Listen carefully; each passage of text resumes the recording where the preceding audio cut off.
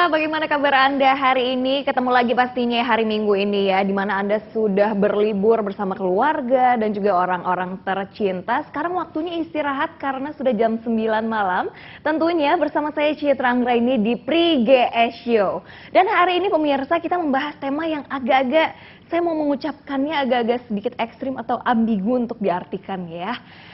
Judul atau temanya adalah menjual diri. Wah, itu dia ya, ambigu sekali untuk diucapkan. Tapi yang akan mengartikan lebih dalam dan juga lebih detailnya tentu saja tuan rumah kita. Kalau begitu langsung saja kita panggilkan Mas Pri-GS. Tepuk tangan. Oh iya, saya tepuk tangan Mas di sini ya. Ampun, kenapa sih sepi-sepi aja di sini ya Mas ya? Padahal orangnya banyak loh ya. Kayaknya gaji buta semua nih Mas. Itu hari ini kayaknya kita akan membahas menyerempet ke sana atau mungkin lebih fokus dengan hal yang saya ucapkan tadi agak ambigu, Mas? Ya, tidak, karena itu sebenarnya sebuah tesis dari seorang motivator dunia besar, Napoleon Hill. Oke. Beliau punya buku namanya Selling You. Selling You? Iya. Menjual diri. Menjual diri. Jadi daganganmu yang paling basic itu adalah kepribadianmu. Oh. Itu. Ternyata itu yang dimaksud Mas. Itu dia. Tadi saya agak ambigu gitu menjual diri. Aduh, ini kan agak-agak konotasinya kadang negatif gitu. Iya, ini misalnya kekuatan kepribadian itu begini, Cid. Jadi ini pecel. Pecel. Makanan atau, aja pikiran iya, ini. Bangunan-bangunan, toko-toko bangunan, atau toko-toko kelontong. Tapi kenapa ada yang satu dikerubut, satu enggak? Sama loh barangnya. Iya. Ya kan? Iya juga sih, itu berarti tergantung mereka yang bisa menjual kepribadian mereka atau tidak. Kepribadian bukan yang benar-benar yang ekstrim menjual diri maksudnya ya. Tapi ya, mungkin karena di balik barang-barang itu ada pribadi yang bersembunyi. Servis mereka mungkin dengan pelanggan ya. Itu dia. Ah, itu yang mau dibicarakan hari ini. Kapan saya duduk? Udah nggak usah Mas, berdiri aja Mas. Tega banget ya. Mas, tapi kita asik banget loh hari ini kan kita tempatnya berbeda pemirsa karena kita langsung dari Century Park Hotel Senayan Jakarta ya. Beda tempat, beda suasana juga ya pemirsa. Kayaknya di sini tuh cerah-cerah gimana gitu ya. Tapi kalau ngomongin tentang menjual diri ya, itu kayaknya kalau setiap profesi, setiap pribadi orang itu bisa dikatakan kita menjual diri di setiap momen. Iya, di setiap momen. Di mana kita, terus pada siapa saja. Kalau menjual diri itu berarti maksudnya di situ benar-benar tulus dari apa yang kita punya ya? Atau mungkin kita membuat-buat atau jualan yang terbaik adalah jualan yang terus membasic. Ada jualan permukaan, ada kecantikan permukaan kan ada kegantengan superficial artifisial itu ada orang yang tidak terlalu ganteng seperti saya ini tetapi karismatik ada. Mas siapa yang ngomong Mas? Ya saya sendiri menunggu pujian orang lain itu ya kalau datang. Iya, nggak ada ya, walaupun rame di sini pemirsa nggak ada yang muji soalnya. Betul. Ya. Ini gerombolan pendegi jauh lebih banyak soalnya. Ya udahlah Mas, kita kayaknya nggak enak ngobrol-ngobrol berdua ya. Hari ini sebenarnya ada satu tamu, itu katanya teman Mas juga ya? Oh ini seorang besar di dunianya ya. Oh baiklah, dunianya dunia mana Mas? Gaib. Oh, serem amat. Iya, beliau ini mengajar banyak orang tentang bagaimana bertumbuh, bagaimana menjual diri, dan bagaimana diri itu berubah menuju zona yang lebih baik. Kita undang tamu kita. Oke, silahkan Mas. Ya, teman saya Hari Subagia. Oke. Oh gitu ya? Sebentar. Tinggi kami tidak jauh berbeda. Itu sebabnya kita undang. Oh gitu? Iya. Jadi itu diundang karena tinggi badan tidak jauh beda gitu? Salah satu alasannya. Oh ya ampun. Mas Hari. Saya duduk mana sini? Apa kabar? Baik. Beliau ini pengajar banyak orang. Ya. Orang-orang yang hobi mengajar itu kan bahkan dari caranya menyisir rambut kelihatan. Coba dilihat, klimis-klimis gimana? Tipe-tipe cukuran guru begini. Ya. Orang yang melihat saja sudah ingin menjadi murid gitu loh. Iya. Kita pengen tahu juga pemirsa, siapa sih sebenarnya Mas Hari Subagia ini? Ini dia. Motivator perubahan. Itulah julukan yang diberikan kepada Hari Subagia. Julukan tersebut diberikan kepada pria kelahiran Boyolali 26 Agustus 1968 silam ini karena beliau begitu gencar menggemakan pentingnya perubahan. Selain sebagai motivator perubahan, Hari sendiri terkenal sebagai trainer dalam bidang sales dan marketing, serta public speaking.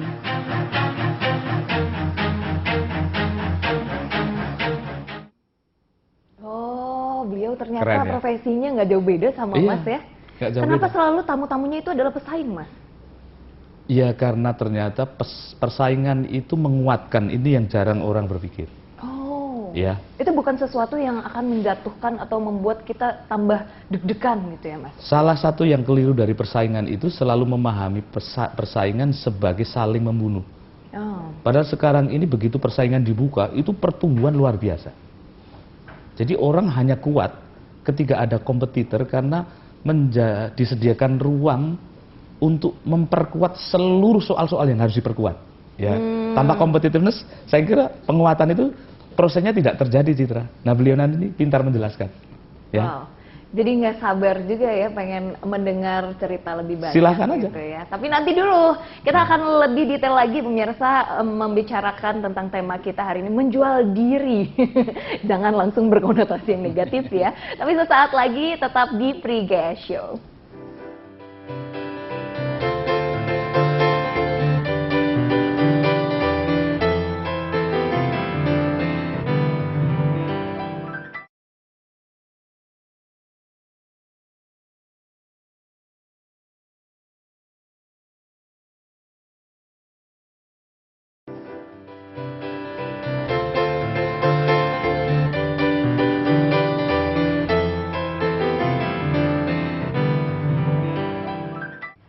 Ya pemirsa, kembali lagi di Pre-GS Show dan kita masih membahas tema yaitu menjual diri. Dan dengan tamu kita masih dengan Mas Hari Subagya. Beliau ini adalah motivator perubahan. Ya. Nah mungkin bisa dibahas gitu untuk perubahan dan kaitannya dengan tema kita menjual diri. Itu yang seperti apa ya Mas ya? Menjual diri itu konotatif sekali Mas ya. Kita bisa bayangkan seorang wanita yang cantik, Waduh pas banget mbaknya lagi bawa beginian ya. roknya mini, Aduh. belahannya panjang, Aduh. di depan lagi. Kemudian ketika ditanya apa pekerjaannya, saya menjual diri. Nggak enak. Biasanya Maaf orang ya, akan Mbak. teriak langsung, "Au!" gitu ya. Oke. Wah. Terima Jadi- kasih ya Mbak. Terima kasih. Jadi kira-kira kita menjual diri mesti kita bagi juga dengan "au" tadi ya. Nah, jadi yang dijual apa? O berarti otaknya. Yang pertama kan gitu ya Pak ya. Nah, kalau U berarti yang kedua tuh uratnya, otot gitu kan. Yang ketiga tuh aurat.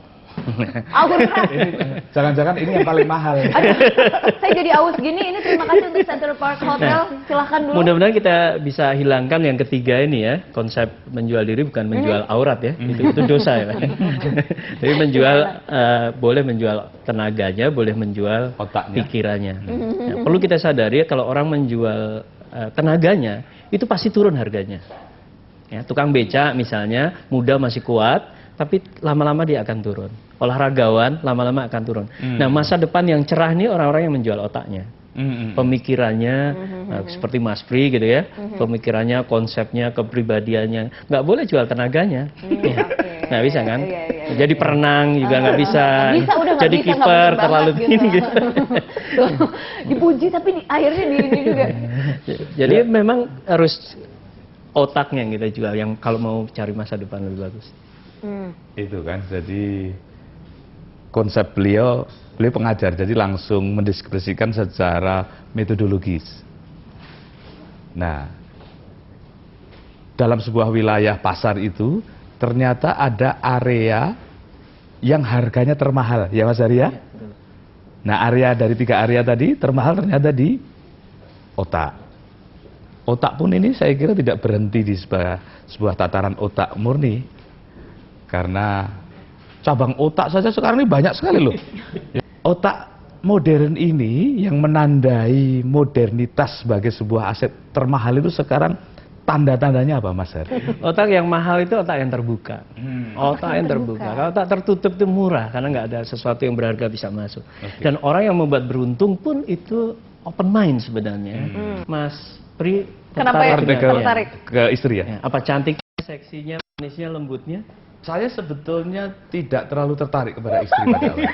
Mas, kalau itu pernah curhat Mas. Awalnya sama-sama nggak tertarik katanya. Gayanya gitu. Terus mulainya dari mana Mas? Pintu masuknya kan perlu ya. Karena Jualan juga seperti itu. saya merasa nggak terlalu laku saat itu ya.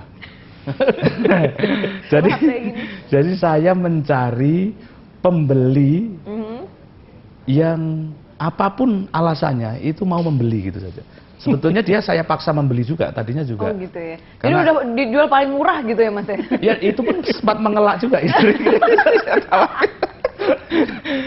Malah istriku itu ya, Citra, itu setelah kesadarannya pulih gitu, itu ketika saya tanya kenapa kawin dengan Pri GS itu, dia tertawa terus kok. Kenapa? Nggak mau jawab. Oh, kasihan gitu ya Sibuk Mas. geli gitu loh. Kesadarannya pulih. Ya. Iya, dia mampu menjawab itu setelah kesadarannya kembali lagi. Itu berapa tahun Mas? Jadi waktu nikah dengan saya itu agaknya nggak sadar dia itu. Itu mungkin setelah punya anak ya Mas ya? Betul. Tetapi ada nanti ini, tapi ternyata ini nanti dalam teori sales itu jualan tingkat tinggi. Ya, jualan tingkat tinggi. Nah, saya ingin ngomong yang tingkat rendah-rendah dulu. Iya, tingkat Ya. rendahnya. Tentu saya ngerti sebelum istri saya memutuskan, kami saling tahu. Istriku ini tidak goblok. Kalau otak sebagai dagangan. Dan istriku juga pasti ngerti kalau sejelek-jeleknya suaminya, itu orang itu cerdas.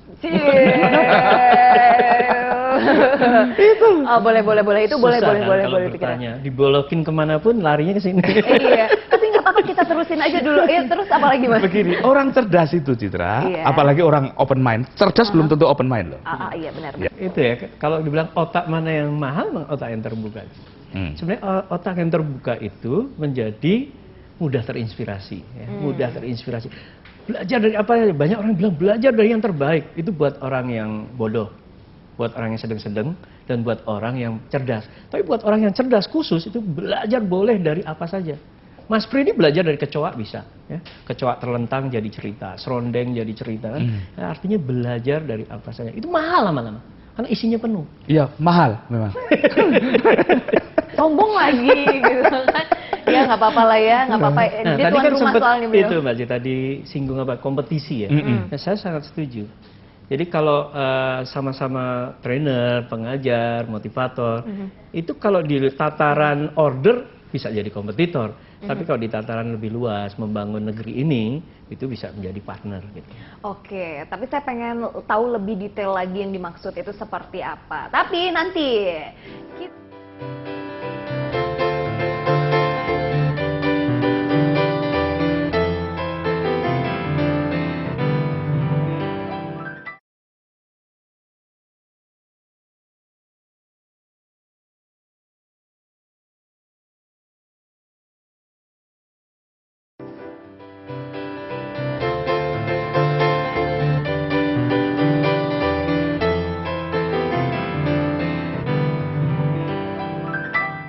Ya pemirsa, terima kasih Anda tetap setia bersama kami di Pri GS Show. Ini langsung dari Century Park Hotel Senayan, lantai 17 ya. Keren banget pemandangan di belakang kita tuh kayaknya, wow, mana atlet-atletnya ya. Kok nyarinya atlet gitu kan. Tapi ya pemirsa, kita masih membahas tentang menjual diri juga tema kita. Tadi seperti dikatakan, ternyata untuk menjual diri itu bukan konotasi yang negatif juga. Di situ kita bisa mengartikan dengan otak, didukung penampilan juga yang baik, itu akan menjadi mahal.